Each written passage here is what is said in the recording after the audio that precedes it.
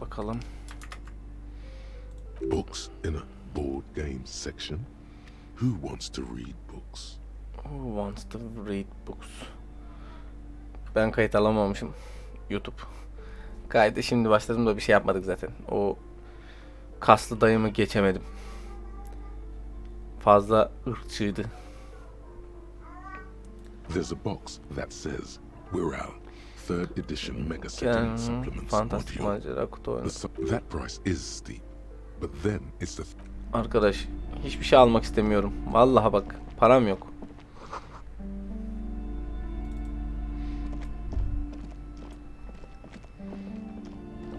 These shelves are overburdened with books from the same series. You see the name Dick Mullen over and over. Oh, crime, robberies, murders, even sexual crimes. We're fortunate to have Dick Mullen and his stories to sort all Şimdi that out. vakaların üstünden geliyorlar. You're a police officer, apparently. You should buy all of these. They really do teach a person how to be a proper detective. Kitaplara Crime Good. fiction is a disgrace. An asinine misrepresentation of the physical. These books greatly overstate the heyecanmış excitement of gibi police gösteriyor. work, glossing over how long it takes to actually follow up on leads and eliminate Ge- dead ends. Gerçekten de öyle. What's more, they completely ignore the psychological hardships, not a single mention of all the stress this work creates upon the officer's family. Detective fiction just doesn't tell the truth at all.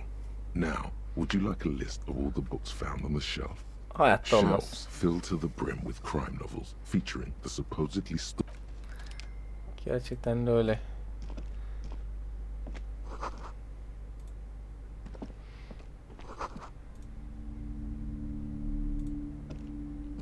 The plaque on the shelf reads, Biographies of famous people. You see a large variety of names, none Biyografi. of which ring a bell. Browsing through all the books with all their names makes your head spin.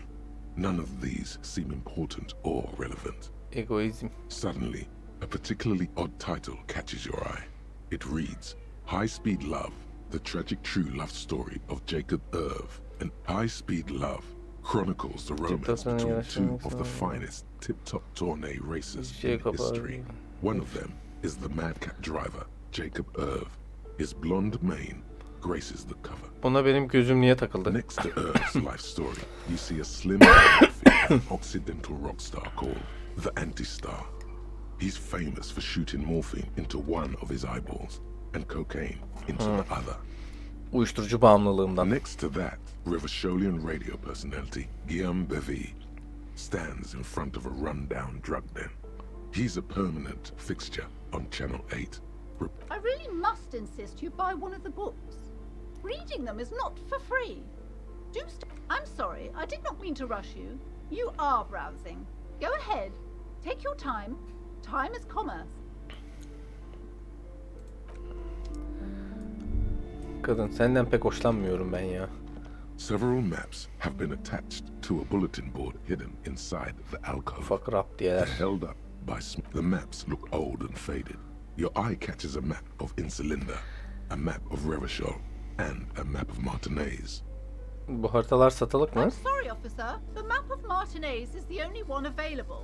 The other two are not for sale anymore. Allah And Allah. they're quite valuable, though they might not look it. The map of Martinez is 90 cents, though. O neden ucuz? That old thing. It's an out-of-date map of a tourist location that never was nor came to be. From when some design studio people tried to spruce the place up 4 or 5 years ago.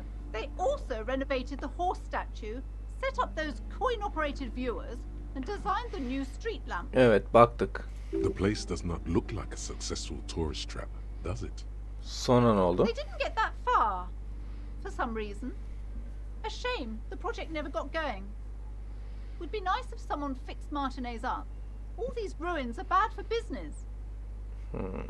This large map displays archipelagos. No, You see a constellation of small dots on the light blue emptiness of the Insulindic Ocean. The Semanin adaları. largest in the northeast is La Caillou. You are here. Another, far away in the southwest, Seminese Islands, Ile de Fantôme. Başka neler? Ozon, Laurentide, Fas Alamir, Archipelagos, North Arcade Islands, all just specks of dust on the disintegrating into mathematics.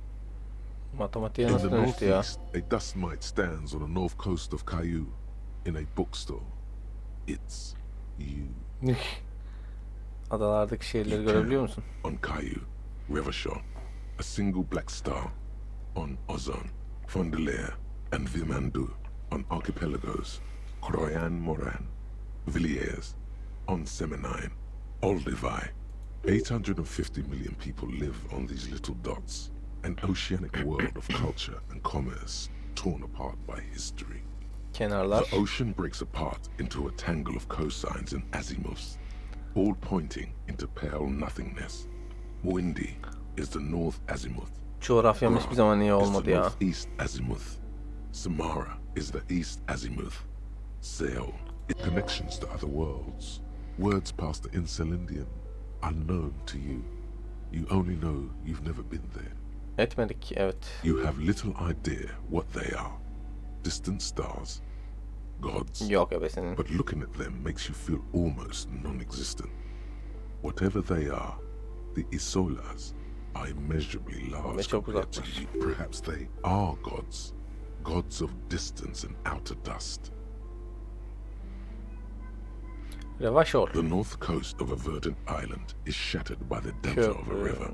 Delta. To the east, rolling hillsides, Le Jardin, Stella Marie, Hudon. It's somewhere to live. Not bad. Then there's Jamrock. It's bad. En kötü. People, it's so small you can't even see it on the map. No, wait. There it is. North of Jamrock.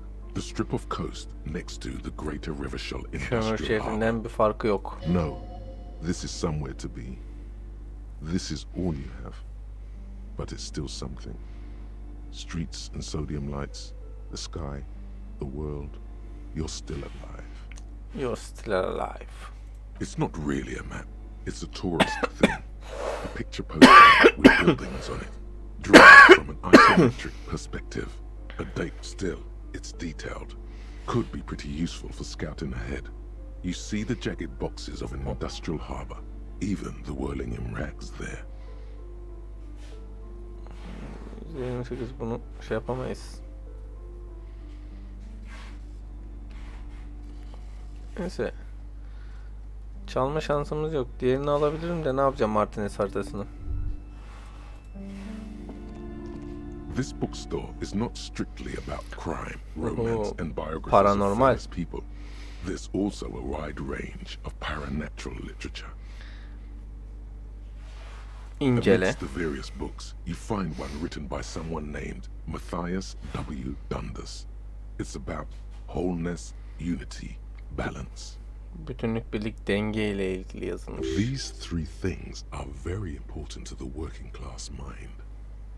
The point of the book, and many others on this shelf, is to give people medicinal advice in situations where they don't have access to paid Nasıl help. oluyormuş o? So it serves platitudes, while also telling everyone that traditional medicine, the kind people don't have access to, and which costs more than this book, is garbage, and would only give you cancer anyway, without even curing your cold or anything. Wholeness, unity, balance. When it's up to your mind to heal yourself, then it's because of your mind that you're ill in the first place. Başka The ne diyor? book features chapters on topics such as how to find magnesium.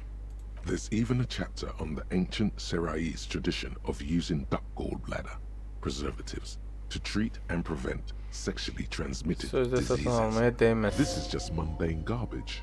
What's even paranatural about this?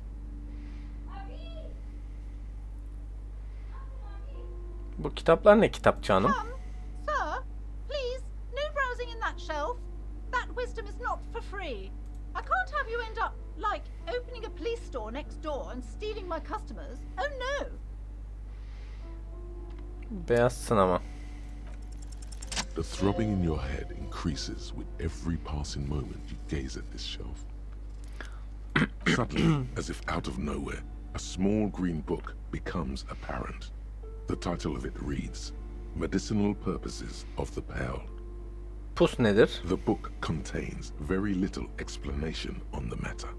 This knowledge seems to be taken for granted. Bu kitap ne The hakkında? book contains descriptions of There is, various pus pseudoscientific değil. therapies, alternative medicines, and folk remedies involving the Koca karı bell. ilaçları. For example, it recommends vigorously swatting one's naked body with a Ne yapıyorsun karıcığım? or hand brew made from the leafy twigs of a young birch tree from the Kargoyu native çağırdım. bell. Tamam. Bravo. Teknoloji. Sinerji. Barnak. Parmakla. İzleyenlerime göstermek İzlenim yok. Parmağımla. Sağ ol ya, destekçim benim. Gidebiliriz dediler, dışarı çıkmayayım değil mi artık? Yani çıkıp ne yapacaksın? Çocuk parmak verdim ne olacak diye. Yani saat olmuş 3. Kargoladın mı? Kutuladın mı? Kuladım kendi kutusuna koyuyorum. Anladım, tamam. Genç bir kuşağın yapraklarını çıplak kuşağın. Hal ederken bile canım yanıyor.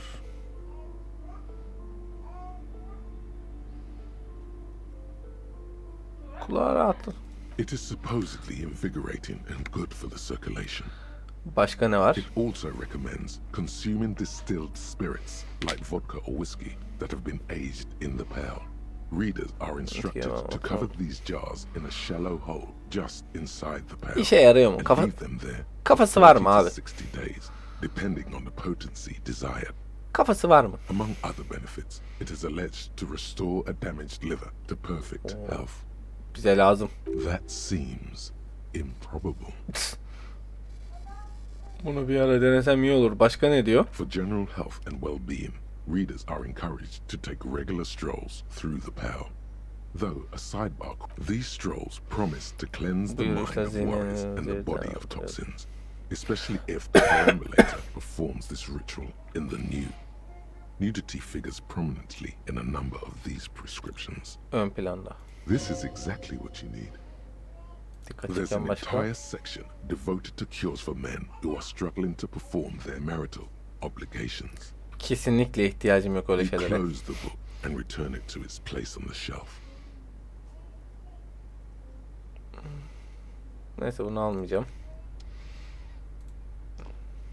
Ama paranormal iyidir.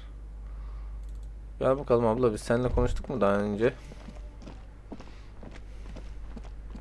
Dur. Bakayım sana. Hello again, esteemed officer, and welcome to crime, romance, and biographies of famous people. Dışarıdaki kız buranın lanetli olduğunu söyledi.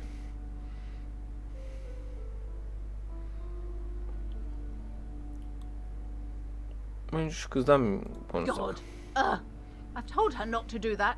It's such a disgusting habit. She'll get over it. Anxiety is a part of Kızın life. elinden gelen bir şey olduğunu sanmıyorum. Can, if she has enough willpower. This is what's called growing pains. Life isn't easy. Life doesn't give breaks. Evet. Come on, ma'am. It's obvious she can't do anything about it. You are placing an unnecessary burden on a young child.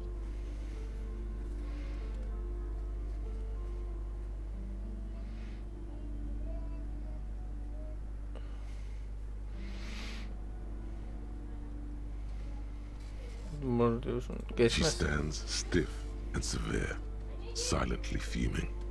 10 or so seconds pass without change. She's looking for one, but there simply aren't any good arguments for being an asshole. Yok, evet. Oh no. Hold on. I need to invite her inside and apologize. She must be freezing out there. Evet. There. I don't know what to say to you. My husband, he tries to teach me business lessons. I have what my mother called a dull mind. All this stress. Kocan Anet'in babası mı? Yes, my husband is a successful entrepreneur east of the river. If only he were more involved in the business we're running up here. No matter. Soon we'll both be off for Grand Couronne. Grand Kron. It's a proper place to live. One of the most peaceful neighborhoods east of Jamrock. Toplu konut Most of the projesi. buildings are empty at the moment. It's a great opportunity to get ahead of the crowds. Kocanın It kitap eviyle may be ilgisi var initial mı? investment. Since then, he's been what you might call a silent partner. Silent partner. Super silent, almost inaudibly so. Tek çocuk değildi. Dışarıdaki köpek de onun. Şerefsiz. Neydi ismi hatırlamıyorum. Yes, I'm afraid so. A real treat she is. It would be nice if she had... No, Allah Allah. we couldn't have afforded more children, really. Not in... A glimmer of sadness blinks through the well-crafted exterior. Niye We're ki? quite busy people, you know, my husband and I. Quite busy. Children are a lot of work. I'm sorry. I'm sure you do understand.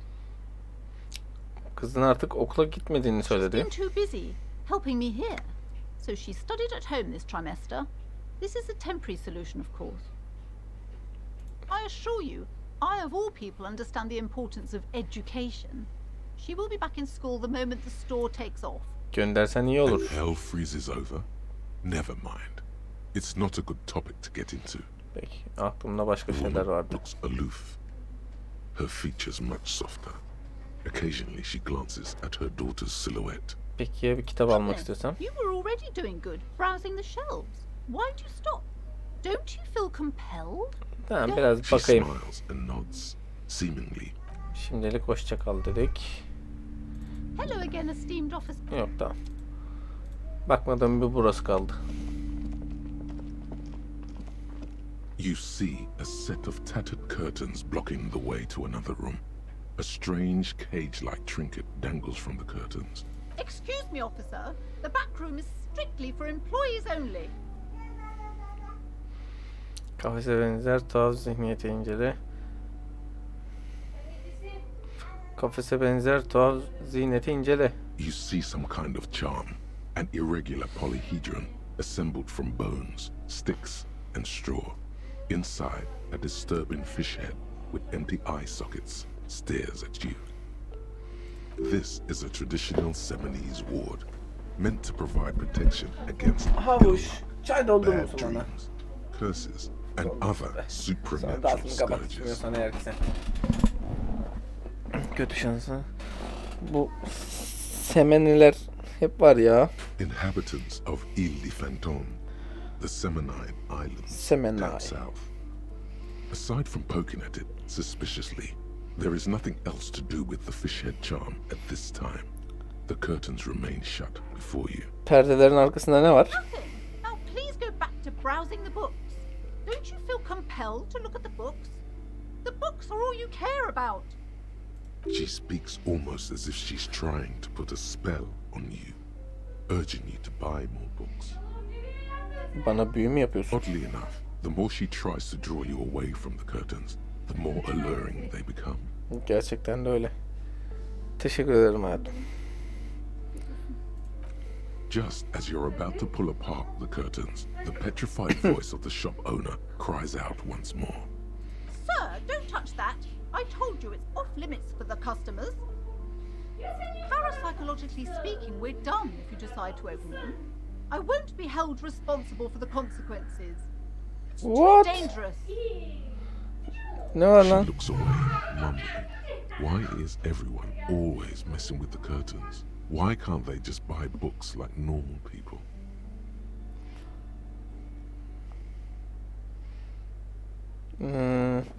Konu lanet değil mi? O yüzden 3,5 atıyorsun. Hanımefendi beni yanına, ben polisim, oraya girmem lazım. Ama oranın beni çağırdığını hissedebiliyorum. Eşiğin ötesini araştırmam gerek. Umurumda değil, yiyorsa durdur beni. Bak nasıl açıyorum şimdi.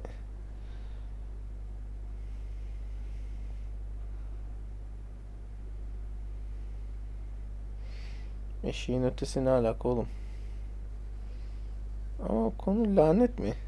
Yani parapsikolojikse. No, it's just a storeroom for the employees, I told you.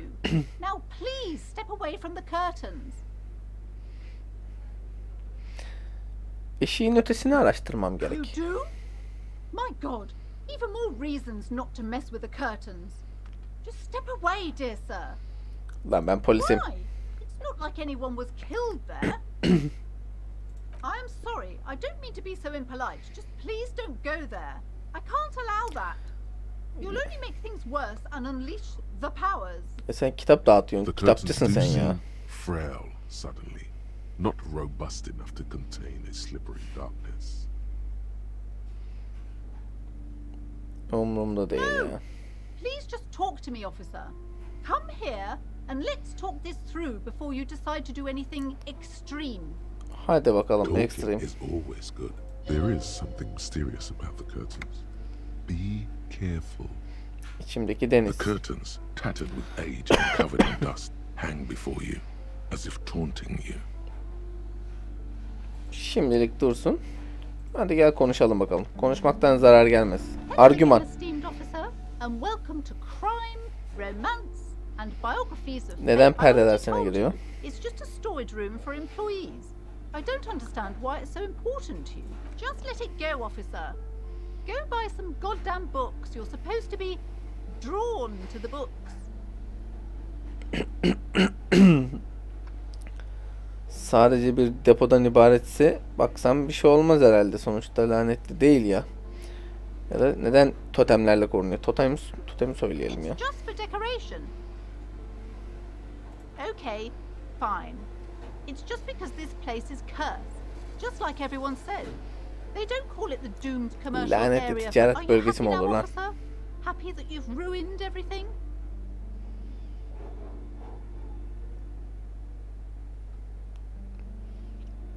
Hiçbirilerinden yardım istedin mi? Yes, I've contacted numerous parapsychologists and even a pair of Simonese mediators.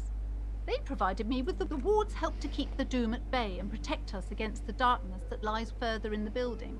Even though now I fear it's not enough. Madalyonda totemlerin bir parçası mı? Oh, this?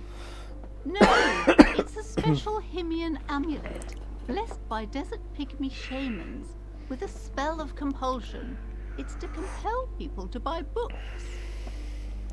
O yüzden her seferinde kitap al derken onu okşadın yani. There are numerous spells cast throughout the store.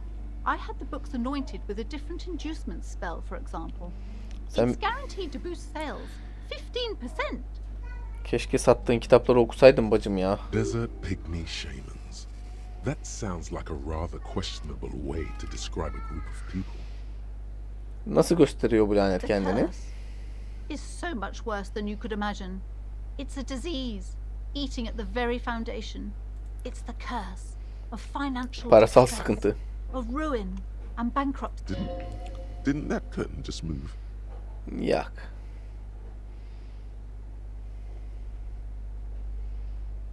Bu mu yani? Officer, there's nothing natural about entire companies declaring bankruptcy. There's something wrong with this building, I can tell you. Ever since I arrived, I've sensed an eerie lingering presence, as if I was unwanted here. Lanetin gerçek olduğunu düşünmüyorum. Sadece arka tarafa geçmek istiyorum. Neden dost doğru söylemedin? It's not good to talk about the curse, not in detail. The negativism, it's dangerous. Talking about the void. Wow. Void raves. You have new words.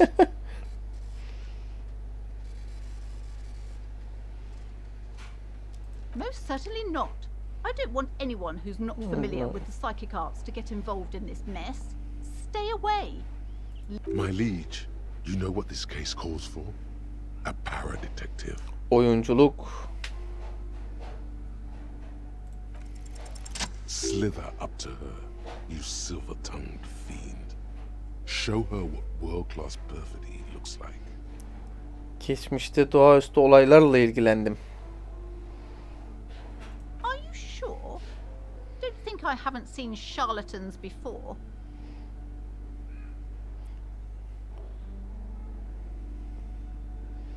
Ben de onlardan biriyim. Aynen. You're no para-detective. You look nothing like one. And you're clearly a drinker. Pardon me for being so blunt, but... O kadar hayaleti sen de görsen sen de içersin. You look like one. Hey now, hey. You need the booze to focus, alright? The lieutenant keeps his usual stony calm. Go ahead then. Rock her world, he thinks. I'll compose some notes.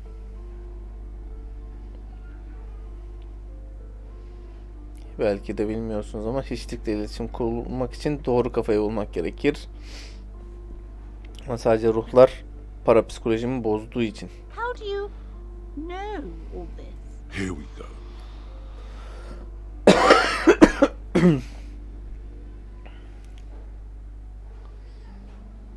Benim damarlarımda dolanıyor. Proximities. Oh, it means our meeting couldn't have been mere chance. Evet. The Cut. hand of fate guides us. Kaderin eli bizde. I am not the only one at risk. I have to think of my daughter. You are certain you can help us? Keep us safe? I can't allow any collateral damage to hit us. Hayaletler benimle boy ölçüşemez koçum. If you promise, good officer, then you might be our last hope. Do you swear it? Şerefim üstüne. Sir, there's one more thing I haven't told you about yet. The entity. Entity. Anlat Do bakalım. not act surprised. You know of these things, sire. Eski düşmanın mahluk. Varlığını hissedebiliyorum. You have? The entity takes the form of a woman, a witch probably. I've suspected that she must be connected to the curse ever since I first saw her. Did you know that she lives inside the chimney? Bacağı. Cennet ve cehennem arasındaki geçit. Yes, that chimney is part of the building's central furnace, and it's enormous. She has barricaded herself behind some metal security curtains. God knows some unnatural magic, Hadi I ya. assume. You should go find the entity and ask what happened to all the companies in the building. What is the source of this curse? Bulalım Oh, bakalım. and please do return to me after you've looked round. I'm quite anxious to know what she has to say about the curse. What Unbelievable darkness and ruin. What you discover? Probably just some office space. Don't be scared. Tamam, lanet hakkında sormayalım artık ya. Boş muhabbete döndü. Karaoke yap. Lanetli ticaret bölgesini araştıralım. Okey. Gel kim gel. You see a set of tattered curtains. Aç. You see a dimly lit room full.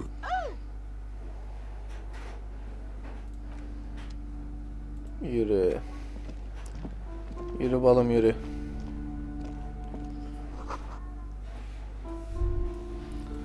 Ne güzel resim lan o. Androjen havası olan bir adamın portresi. Maskülenliğini tehlikeye sokuyor. A heavy door with a missing handle stands before you, covered in dozens, if not hundreds, of Seminese trinkets and charms. It appears to be locked. Yani anahtarımız var. Anahtarımız After varken exerting some force, you manage to turn the key. It's eerily silent. The door slides slightly open, letting a draft of cold air into the room.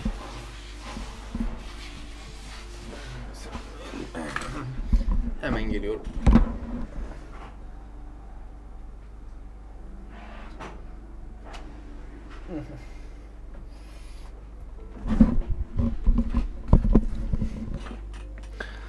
Kapıyı aç ve gir. Kim? Ne var kim?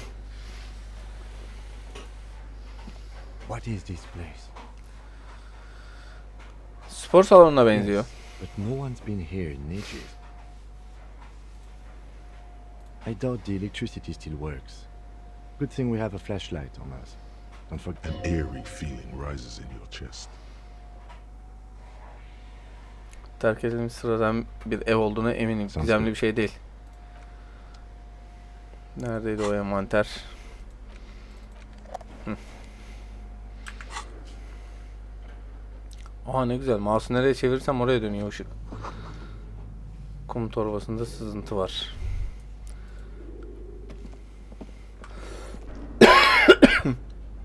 Gülle. Ver. Dedelere veririz.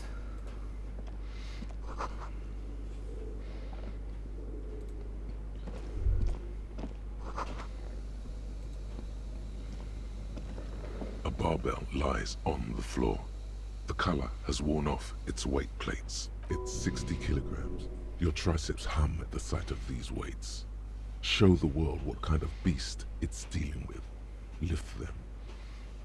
There are no collars on the barbell. This is a safety hazard. Bence de evet. Why does it feel so familiar?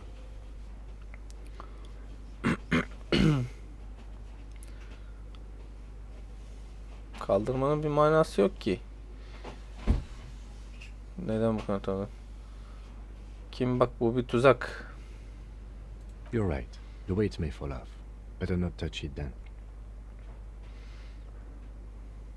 It would be a violation of EPIS safety regulations if the gym was still operating, but it isn't. No one's supposed to come here anymore. Acaba ben bir halterci miyim? No, it's not that. It's the stale smell of rubber, the squeaky sound of sneakers, your bruised knee against the mat, and the whistle. It's just a memory. Just a memory. A memory from another life. When you were young and fit.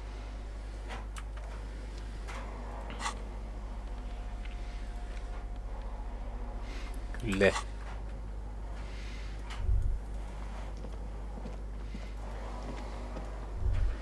Başka bir şey yok herhalde. Çıkalım.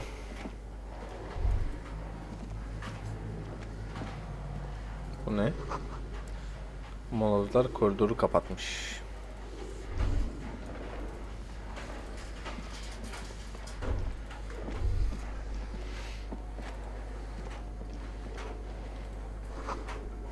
Dondurulmuş vahşi hayvanlar. Büyük bir damacana, içi tuhaf bir sıvıyla dolu.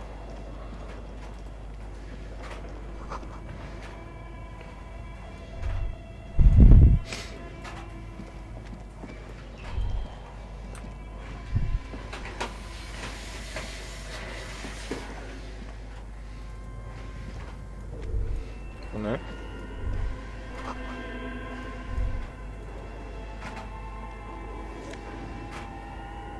Proje planı, Fleman belleği.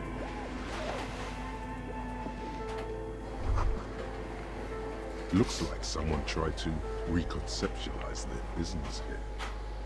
Yeniden kavramı anlamadım. Look, the skis and rotorblades both bear the same slipstream logo.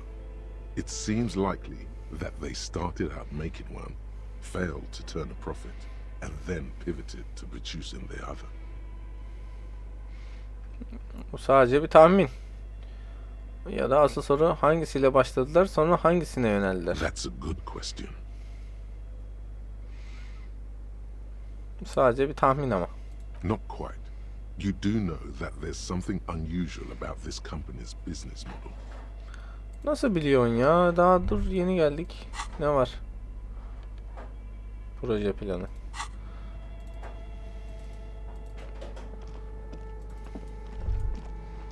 Bu ne? Oo para bayılırım. Sen nesin? Yumuşacık mavi kadife. Bir para daha. Çıplak manken gövdesi. Tuhaf sarı bir rengi var. Your flashlight slides over an old green chalkboard covered in scribbles, sketches, and schemes, like some ancient cave mural. Some of the writing has faded with age, but you can still make out sections here and there. Photos and drawings have been pinned to the board.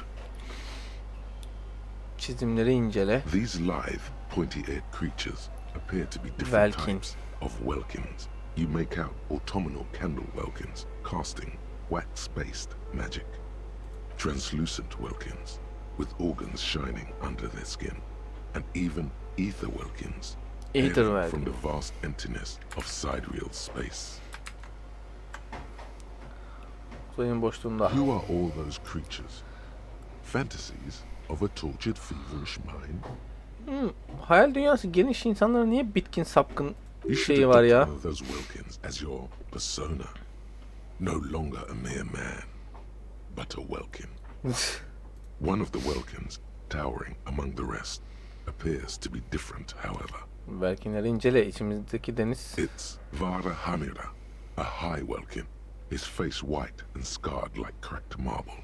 This is clearly a welkin supremacist. The note says, all non-welkin races will be purged. Tam sürekli bir ırkçılık. The Haldor, the Twarg, the humans, and even headless men, all of them, purged. Imagine a world filled only with Welkin. Green Welkin, Dread Welkin, and the High Welkin. An Okay. inordinate amount of time has gone into drawing these little welkin creatures. Aralarından birisi belki notçısı. Political commentary. That one has a great beard too.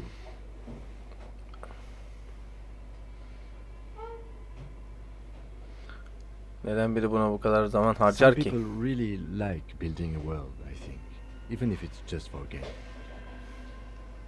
This looks like concept art for a project. It's not really real.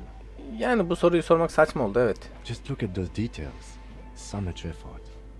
The Fotoğraflar. photo collage depicts barren, icy landscapes wrapped in perpetual night. You see permafrost and glacial landforms. Entire oceans have been frozen from shore to shore.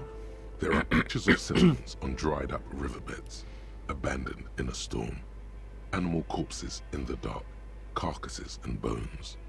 You see primitive oil rigs built into glaciers, boreal dvorg, yurts under the snow, great mammoth-like beasts Dwarf. of burden. Albeit dark and cold, this vision also feels cozy in its own way, like eggnog or morphine, a much-needed respite from our own world. O elektrokimya bize şey gelecek herhalde, sürekli bir uyuşturucudan. A pinned postcard reads, "The heat death scenario. A desperate fight for geothermal energy engulfs the world as Wirral becomes untethered from its sun, drifting through the universe." Korkunç proje tahtası. Projeyi incele. This is a monthly calendar from the year 50. Cryptic words like sprint, daily minimi, and GPI span the marker-drawn grid, the grand scheme of production and money. Money. Minimi stands for a mini meeting. It's part of a bigger framework for managing work called RUN. Station 41 tried to implement it a few years ago, but failed. Okumaya devam As et. time goes on, the numbers in the boxes grow rarer and rarer. The board becomes an empty snowfield in the final days.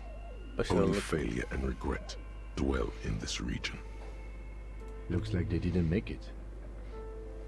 Buzul arazisine bakıyor. A note in the bottom left corner of the chalkboard says, "See the prod schedule filament for details." Notları incele. The Filmini az önce handwriting is aldık. only partly legible, but you can still make out three slogans: Oyuna "Call katıl, in, hayatı tune out, unut. Wirral untethered," and "Heat death of the universe." Bitir. Bu neymiş? This old fireplace is covered in lines drawn in blue and red marker, the mesh spreading over the stone like blood vessels on alabaster skin. The whole thing resembles Kadran mosaic tiles. Psiyantik. Very pesantic. Bekle, Kedra müzik düşemeleri nasıl göründüğünü nereden biliyorum? History classes, students with their textbooks open, studying the roots of our civilization. Those aquarelle blue tiles looked beautiful in the sun. Baktıklarım ne? Radio frequencies, it seems. UKV 123.6, UKV 123.7, UKV 123.9. Some written notes too, sparse and cryptic. Neyin radyo frekansları? Unclear. It looks like a cardiovascular system split into veins and capillaries. Very advanced. Çok ayrıntılı bir sanat eseri. You think so? The web is comprised of radio stations, all lead back to one red heart, titled The Game Master Frequency. A note says, this one can listen in on any station it wants. Oyun yöneticisi kim? Someone very important. Frekanslı soba. The leader of a massive on-air game built by these people. Yani bravo The otorite. conductor for the hundreds of story threads that pass through the Game Master's frequency. Kim oynuyor? Whoever decides to call in to a call-in station. There's no way a little basement studio working here could pull anything like this off. My God. It's as if the less money they had, the more ambitious their project became. Neden öyle The dedin? schedule. I know doom when I see it. The company was running out of funding. Nothing. It's just lines on marble. An echo from times long gone. No one has used the fireplace in ages.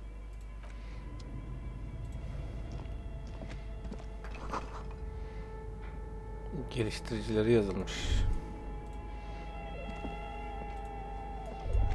Bu ne? Başka da This bir şey yok appears herhalde. to be some kind of machine with a cube-shaped heart and a wired. A radio computer. Just sitting here without anyone inside. Makineyi aç. The machine lights up like some prehistoric animal stirring from its slumber, revealing fluorescent play and print keys on the keyboard. The hatch on the machine's central compartment is wide Seslere bak, lanet geliyor sanki. Haznenin It's içine empty, bak. like a beehive without its brood. The filament you have would fit perfectly inside the compartment. Proje planını yerleştir. Like a smooth drawer, the filament slides into place. On the keyboard, the play key starts blinking. Oynat. A bar of fabric right above the keyboard starts producing a soft hum.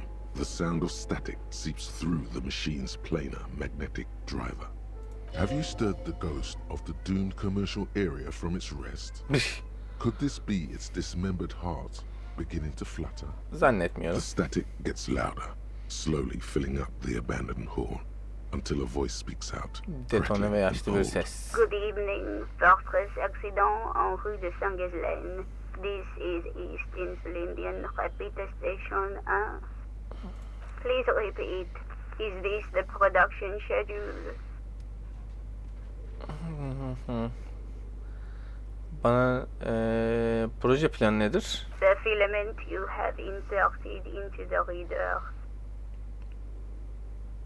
Yes. Is that the production schedule? Yes. Good. Please repeat the password. Password. Of course it would have a password. That's why there's a human administrator involved. Ben polisim, lütfen aç şu şeyi. Benim doğum günüm mü? Ben polisim. I am contractually obliged to protect the privacy of the filament holder for trust accident. I'm afraid we are not doing that. Unless we want. Now, can you please repeat the password? Parolayı bilmiyorum. Received. I will register. Don't worry. Fortress accident.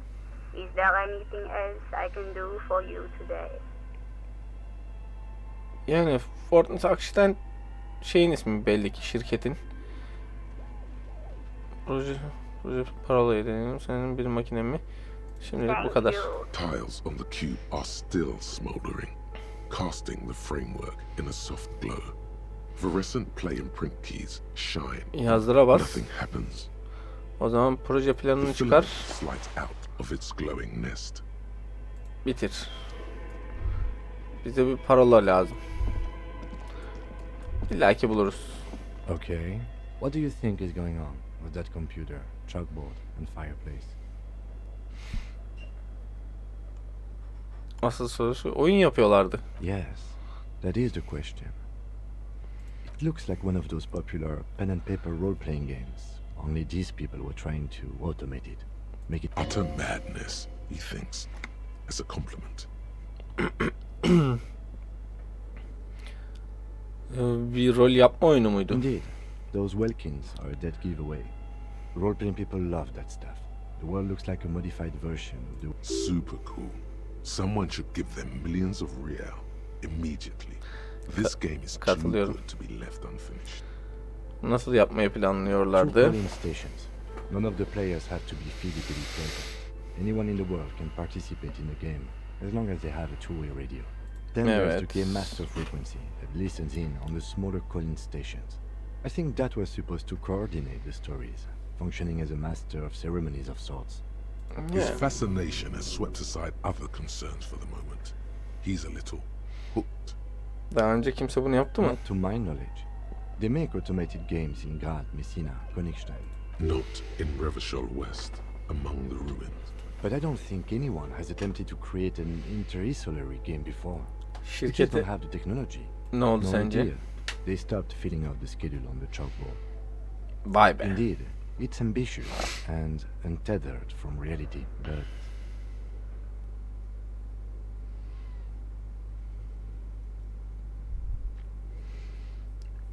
Hiç paramız onlardan açmıyoruz. Dünya soğuk ve yapayalnız. İlacı da bu olabilir. Hadi tamamlayalım it's too şunu. late for that, I'm afraid. Okay, let's keep moving. Aga be. Çok heyecanlanmıştım. Sen nesin?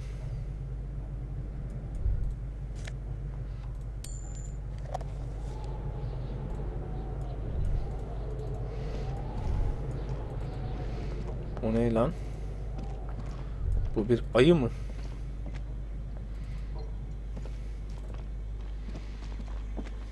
You see a terrifying ice bear with a strange compartment in its belly.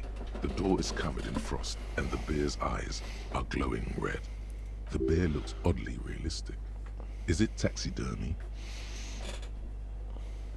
A Kapağı gust aralar. of freezing cold air rushes to greet you. You hear a low grumble as the bear regulates itself. The lieutenant takes a peek inside.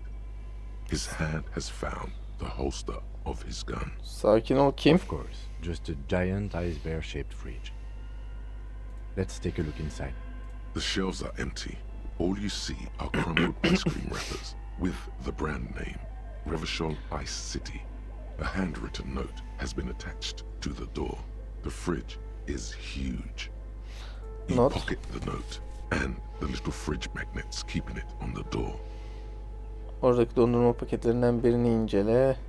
A friendly cartoon bear smiles back at you from a glossy cellophane wrapper. It looks nothing like the fridge. Good question. It looks like an ice cream fridge. Bu hiperetçili hayvanla dondurma mı I know. satmaya çalışıyorsun? What an unfortunate marketing choice. What is even worse, the bear is still costing them money to this day. The fridge buzzes with energy. The electricity bill on this thing must be catastrophic. Evet. Ne bulduk? Etkileşim. Etkileşime gir. The note is written with a blue pencil on a piece of lined office paper. The kitchen magnets have left spots on its surface. Does it say anything interesting?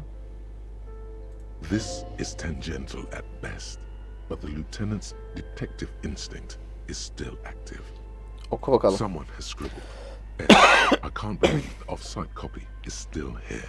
The illiterate ginger kid keeps stealing stuff from the studio, so I had to hide it somewhere safe. Hala vurun. Cahil kızıl çocuk sizlerin bir şeyler çalıp duruyor. Güvenli bir yere saklamam gerekti. You'll find the filament memory with the off-site copy in the frozen ice cream maker. Please take it home, ASAP. It's important. I'd do it myself if I lived in a civilized place with a freezer. Take care, Suliswaf. Harici kopyanın bulunduğu filaman belleği donmuş dondurma makinesinde bulabilirsin. Lütfen derhal eve götür. Önemli. Dondurucusu olan düzgün bir yerde yaşasam kendim yapardım. Kendine dikkat et Sulislav. Cahil kızıl çocuk da kim? Donmuş dondurma makinesi nerede olabilir? Acaba notu kim yazmış? Looks like Sulislav. someone from that radio game company upstairs. I'm a little surprised they just left their property lying here. Belki aceleyle gitmeleri That's a gerekmiştir. plausible hypothesis. Hipotez tabii canım. Cahil kızıl Really? çocuk. You don't have a single guess? Kuno. Oh, I'm sure that child would love to get his hands on a filament memory. Even if he doesn't know what to do with it, he'd probably try to pawn it for speed, based on our encounter. Hatırlar mısın filaman bellek It neydi? belongs inside a radio computer, storing its memory. It's like the production schedule you found. Only this one's an off-site copy. Donmuş dondurma makinesi nerede olabilir? I don't know. I assume it's somewhere close to the ice bear fridge. Notu kenarıya koy.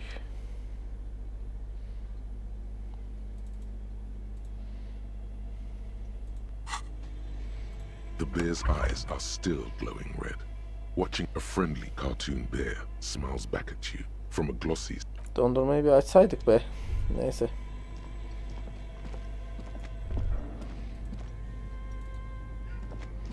Bu ne?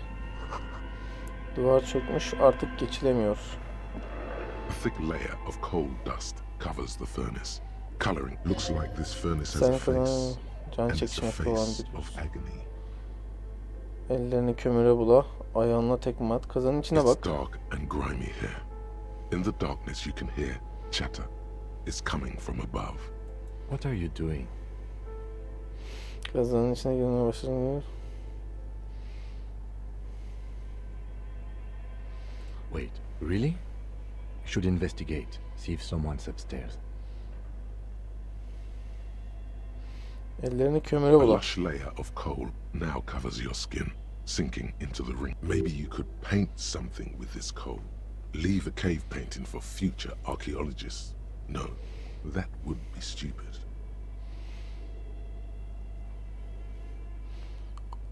Ne lan? Kas gücü. Kazana merhaba diye bağır, ayağına tekme at. Millet korkuyor zaten. Ses çıksa korkar. Bir bağıralım bakalım.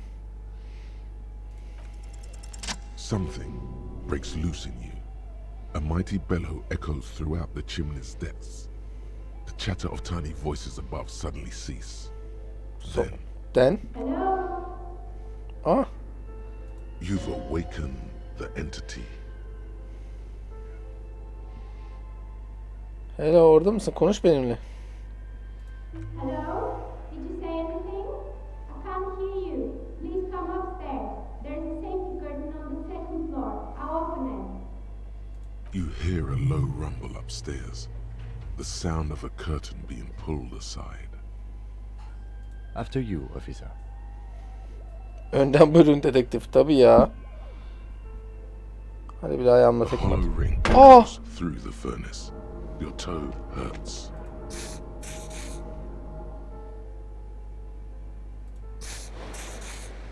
Ulan ya.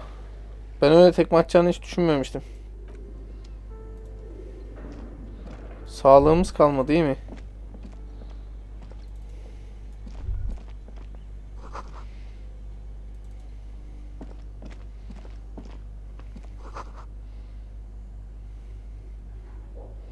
Gizli bir kapı aralığı mı var?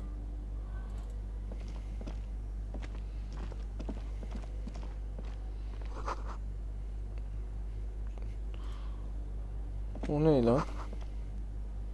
Silahlar nerede oğlum? A few bricks have fallen off, revealing a compartment behind the wall. It's too dark to see in. Neredeyiz biz? Seems like an old bunker from the revolutionary period. Look at all those rifles. Must be an old weapons cache. There is, yes. And there also appears to be something inside the hole. Interesting. Tabii Your ki de hand istiyorum. reaches deep into darkness and spiderwebs. Rummaging around, you find rusty rifles hidden away. İncele Most of them tüfekleri. are rusty and inoperable, like the rest, but one catches your eye. A bolt-action model with That's a rare sight. Seems to no longer be functional, but still a beautiful thing in its own way. It means there are firearms, albeit inoperable, still lying around in Martinez. It's an interesting coincidence. İleride işimize yarayabilir. Who likes this find?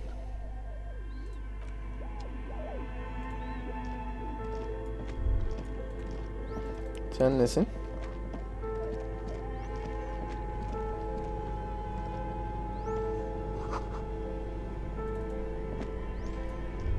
This orange machine is buzzing like an old submarine.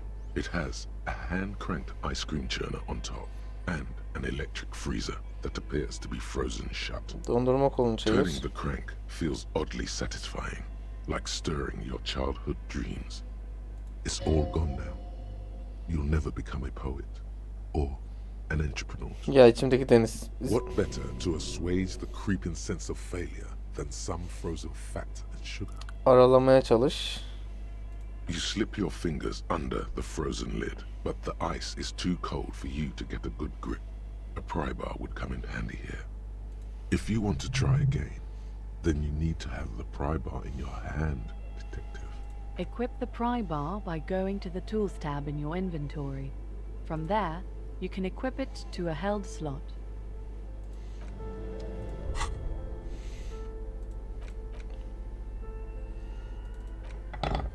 Yani pek işe yarayacağını sanmıyorum ama. This orange machine is buzzing like an old submarine. It has Wow. a hand-cranked ice cream churner on top and an electric freezer that appears to be frozen shut. %10 hiç şansı yok Levi'nin. Peki ya bu işe yarar mı? Aa, yere mi attın onu? Ha, yok. Bir saniye, şunu al. Bunu şuraya koy. Bununla bir şey yapabilir This miyiz? orange machine is buzzing like an old. Yok. Tamam, yapacak bir şey yok.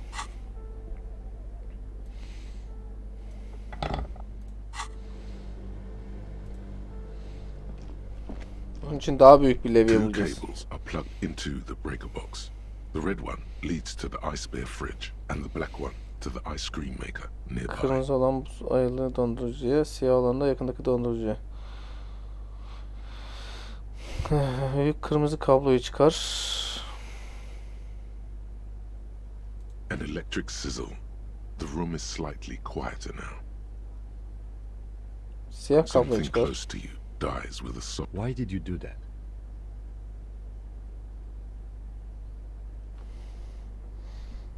Siyah kırmızı olan değil ki. Çünkü rengi siyah. Sonsuz evrenin rengi.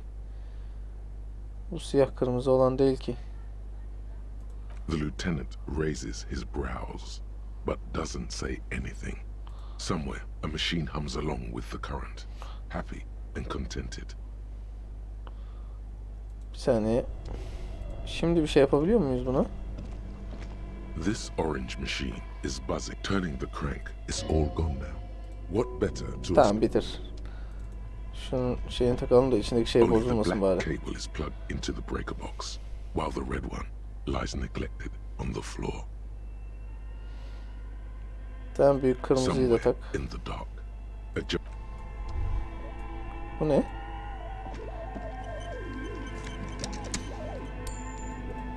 İyi, bari bir tane sağlık şişesi bulduk ya.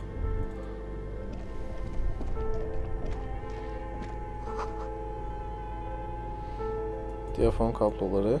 Bu ne? Artı bir oyunculuk. Kıyafetler. Artı bir kas gücü. Artı bir oyunculuk. Bizim gömleğimiz ne veriyor? Eksi bir manipülasyon. Kavramlaştırmamız iyi zaten. Kas gücüne mi versek ya? Tamam, kas gücüne verelim bari de.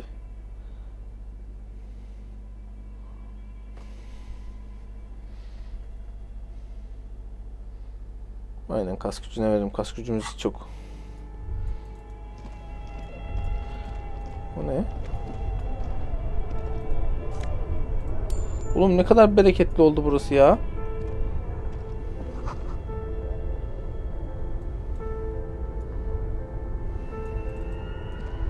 Ya şunu nasıl açacağız ya? Bu çok... Başka bir yerde levye. Bu taraflarda bir şey var mıydı? Burada başka bir şey yok. Değil mi? Yok.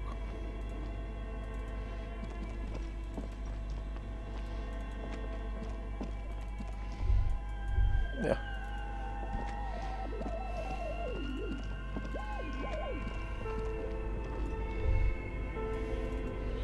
Neyse, çıkalım bakalım hadi.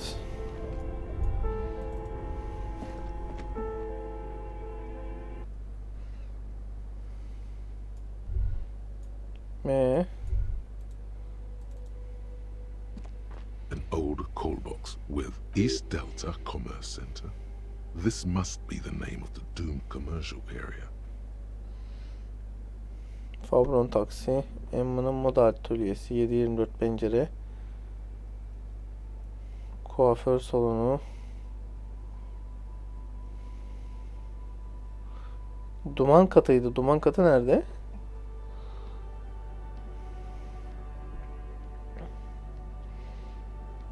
Whirling X Rocks.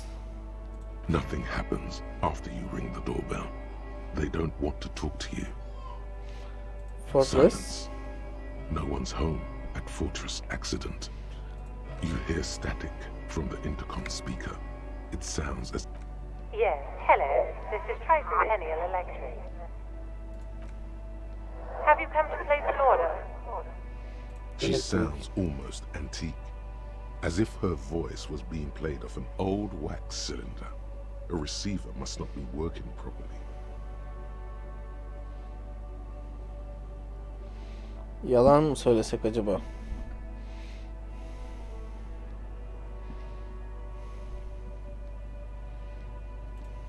My God. The lieutenant exchanges a look with you. It's you. My God. I didn't think I would hear your voice. Ne? It's a woman, and she knows you. Your heart beats faster. Vallahi Who benimki de attı. cares that you don't remember her? Just go along with it. No, something's wrong here. Are you sure she's talking to you? Ahem. I know you? Michelle, just please. Michelle mi? Why did you even call? I don't understand. You've been gone for months. I thought you didn't care. Ever since I came to work here, it's been different. As if my mind's been wiped. What the fuck? A spot of static overrides her words. When she It's so nice. It's so nice to be able to finally forget. Neyi? She sounds like she's about to cry. Lütfen ağlama. She doesn't answer. Silence. The only thing you can hear now is static and waves washing ashore on the bay. Zaten kimse benimle konuşmak istemiyor. Another seagull passes by. It must have been some kind of faulty wiring. We should maybe stop playing with this doorbell. It looks ancient.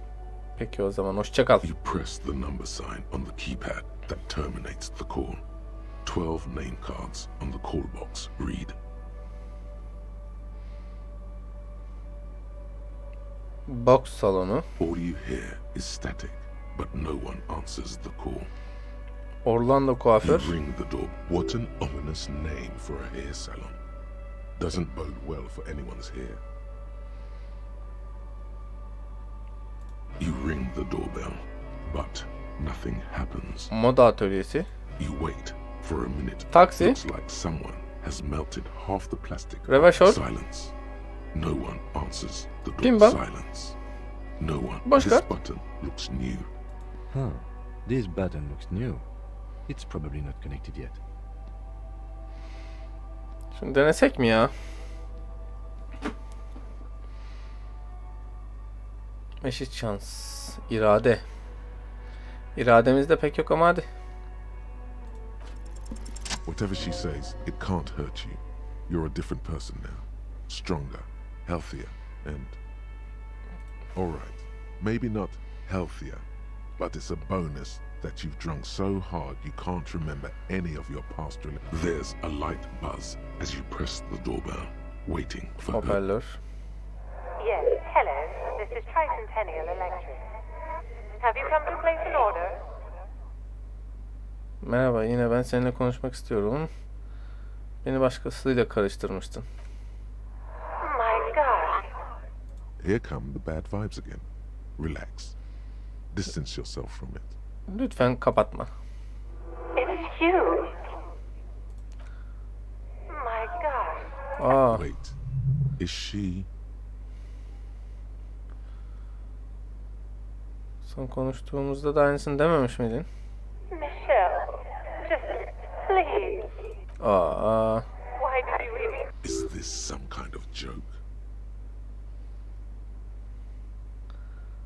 ne dersem diyeyim devam edeceksin değil The mi? voice from the intercom doesn't answer, but you can hear her breathing. Wind blows into your microphone again. Ever since I came to work here, it's been different. Aynı diyaloglar ya. As if my mind's been wiped clean. It's so nice. It's so nice. And then it hits you. She tries Bravo. again not to cry, and still doesn't succeed completely. Her quiet sobs sound old and distant. as if her voice is being, her sound melts into the static from a long distance phone call. Fakat kelimeleri anlayamıyorum. This is where you hung up the call the last time, but the recording is still going. Devam et. The phone rings in the office with an old-fashioned chime, and someone walks by in a pair of heels. Anybody The static here?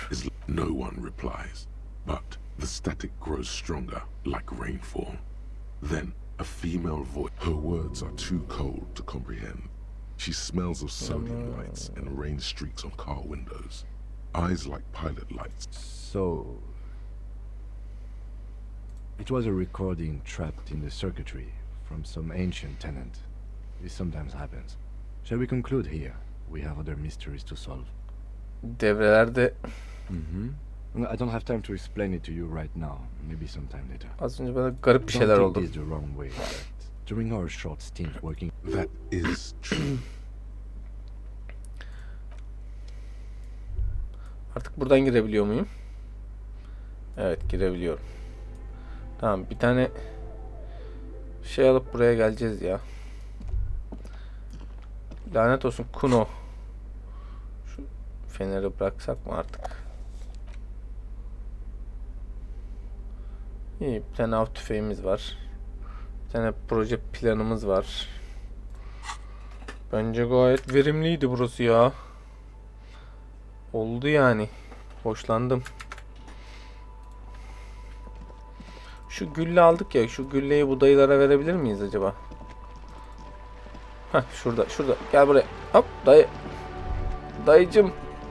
Sana gülle getirdim. Still waiting for a replacement for the bull you sent sinking. Size yeni bir bul buldum. What is this? Are you mocking us? This isn't for beton. Hadi be. No need to get angry again, René. I'm sure the officer tried his best. It's not like there's a bull kiosk here in Martinez.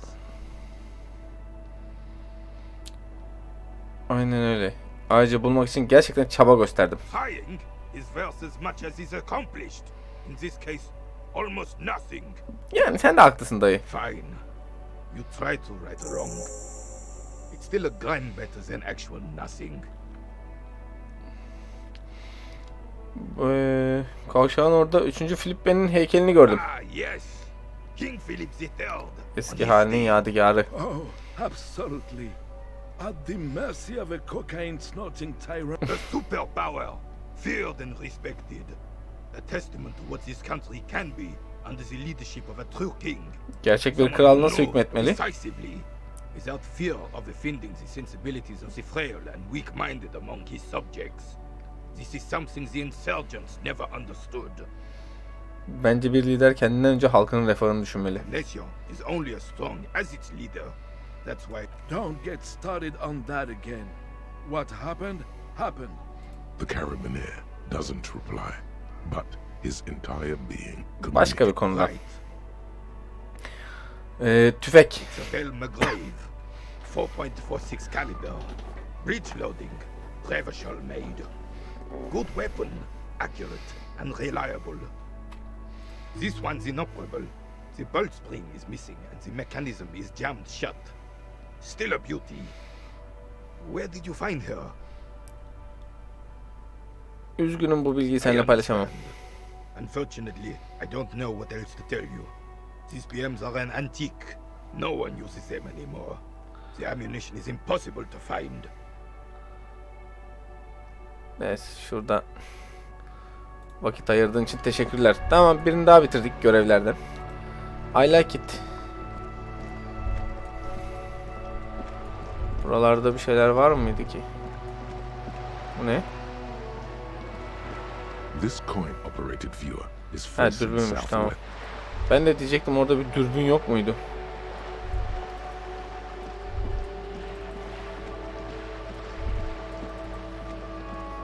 Aa, bu tarafa hiç gitmedim ben.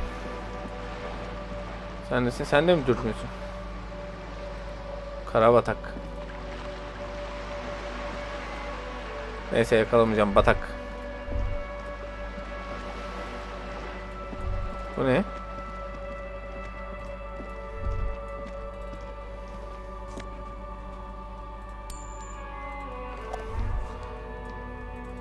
Sen nesin?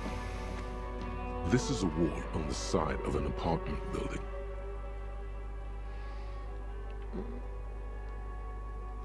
Beyaz sınama da buna hiç bakmayalım. %3 diyor zaten.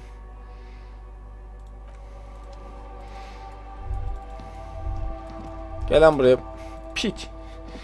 Are you trying to sneak up on me? Come to slit my throat? Apparently, she doesn't like people. Logic error. She is not sleeping right now.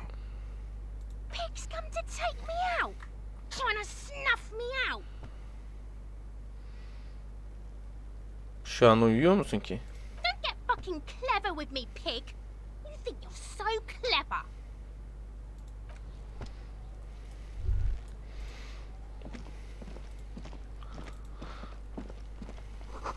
Bahçe ortamı. Karlar hiçbir işe yaramaz. Şu bahçede bir dolanacağım biraz ya. Sandalye, masalar. Duvar mermi deliklerinden nasibini almış. Aynen. Turuncu başıboş şey. Oh.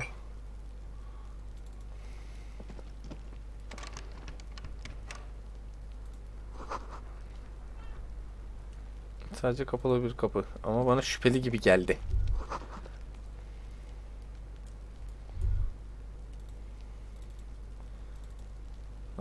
Bunlar için yukarıya çıkacağız sanırım.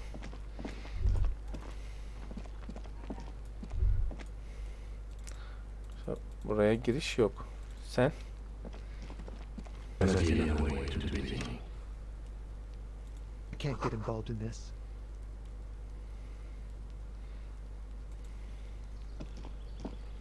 You see a young man on a balcony nursing a cigarette. His Not looking for any trouble, officer. Oo, ateşli. Benden beraber sadece buradan neler olduğunu öğrenmek istiyorum. I don't want to be seen talking to the gendarmerie if that's okay. I just want to finish my cigarette. Jandarmeriya? Don't let him go. This could be your witness. The balcony has a great view of the whole thing. Is it really that important? Yes. Like a nervous cat, he keeps stealing looks at the neighboring windows. All right, but make it quick. Once I finish this cigarette, I have to run. İsmini söyler misin? My name? My name is Martin Martinez. Balkonda tutulan eleman biraz garip oluyor çünkü. That's definitely not his real name. İsmim Martin Martinez değil mi? No, of course not. Could you please lower your voice? I'd even go so far as to say that the view is a little too good, my dear gendarme. Do you have an estimate of when the body will be taken away? We will remove the body as soon as possible. Now tell us, where were you last Sunday? Neredeydin geçen pazar? Oh. You already asked me that, didn't you? Wait, is someone else investigating the lynching? Sordun mu? No, not you. Some more muscular type. Muscular type. And when did you speak to this more muscular gentleman? Last week? I don't know. Look. A downy blanket of white to cover up the miserable poverty of the... You didn't answer the question. What were you doing last Sunday? I had a friend over. Nasıl bir arkadaş? He was my Sunday friend. Sunday friend.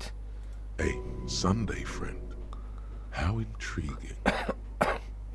Arkadaşın gerçek He ismi? doesn't reply, gesturing no with his cigarette. Under the dull and darkening sky, the neighboring windows stand silent. No.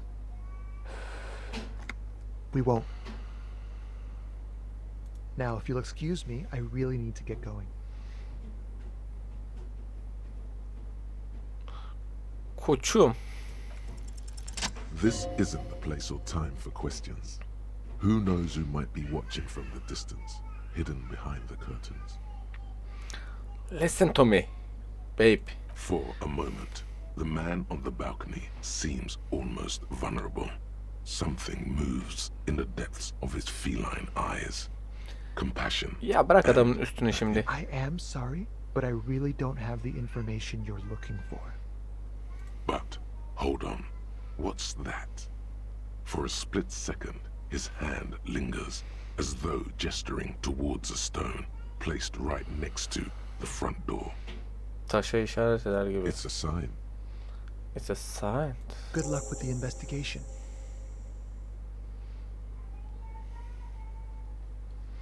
Git bakalım koçum. Martinez. Bir taşak geçiyorlar bizle. He's gone. No point in running. Tenements like these often have multiple exits. If he doesn't want to talk to us, then he'll know how to hide himself. Pes mi ediyoruz He yani? could be a witness. Him or his Sunday friend. He did leave us a sign. Did you see that? He wanted to draw our attention. If we find a way inside the building, we can ask around for his apartment. Hadi yapalım. O ne? A stone, like any other, lying in a whirl of sleet and mud. Altına Maybe bak. there's a key beneath it, rusty from the dirt. This must be for the front door. Pity he doesn't have the apartment number on it. We'll just have to go in and see. Bunun mu?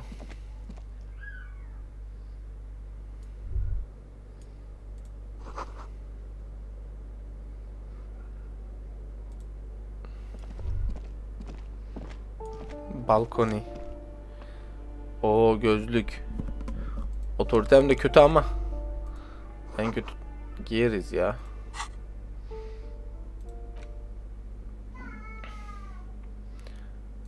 Tepki hızı. Retorik.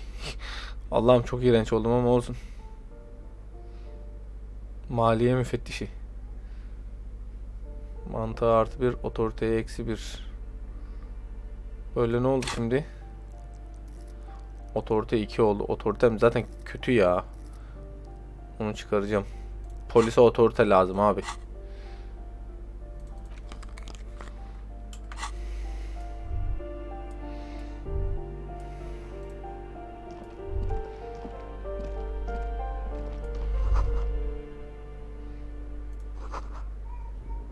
Farklı numaralara oynanan 3 ayakkabı. Çok yüksek horlayan biri var.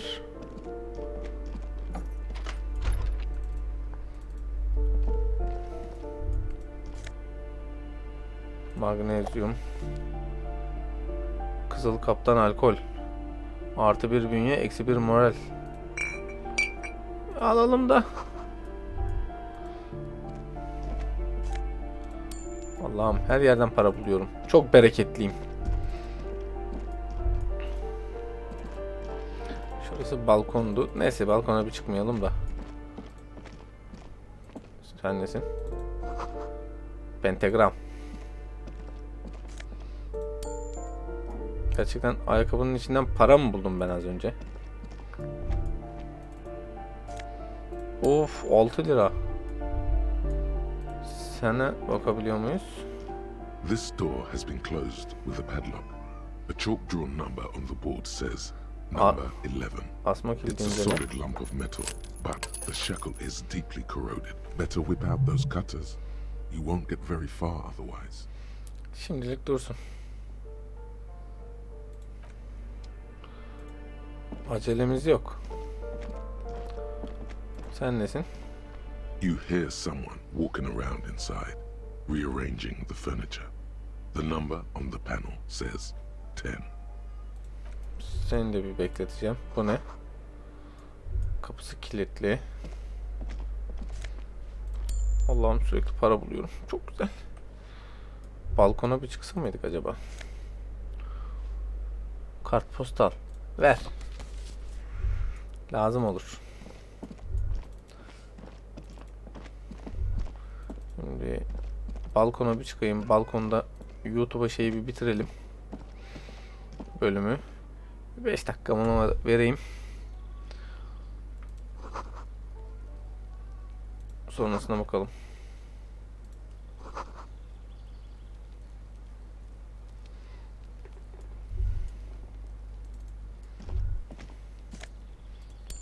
O da para. Hemen şurada bir çok sevgili YouTube sizin için bir kaydı bitireyim. Sonra kaldığımız yerden devam.